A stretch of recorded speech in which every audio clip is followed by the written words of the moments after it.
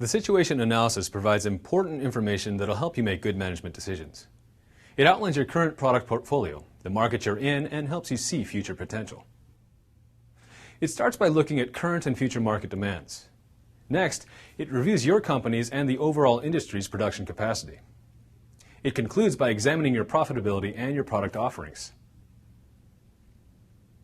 A perceptual map is a simple way to chart what customers want in terms of a product's size, its weight and dimensions, and performance, its speed and accuracy. Customers are concentrated into market segments. These segments are represented by the circles on the map. The first part of the perceptual map exercise shows how the needs of customers change. Each year, customers demand smaller, faster products. This makes the circles move on the map. We call this segment drift. The second part describes a position within the circle called the ideal spot. Products with coordinates that are near the ideal spot attract more attention than those that aren't. This perceptual map exercise will give you an accurate prediction for the location of each segment's ideal spot for the next several years.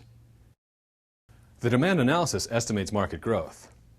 You can use the demand analysis as you work on sales forecasts. While you can calculate the demand for the upcoming year, growth rates in future years are unknown. Planners address this uncertainty with scenarios: worst case, average case, and best case. The average case assumes that the current growth continues into the future.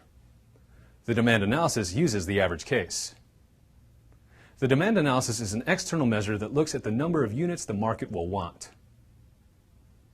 The third exercise, the capacity analysis, looks internally to see how many units your company can supply. The analysis also illustrates the costs of increasing capacity and making your factory more efficient through automation. Higher automation lowers labor costs because you will need fewer workers. The fourth exercise looks at margins.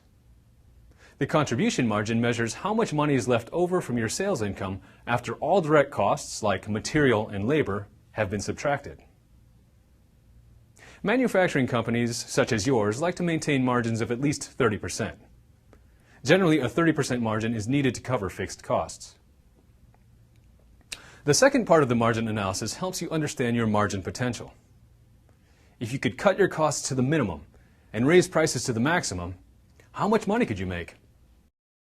The last activity lets you think like a customer.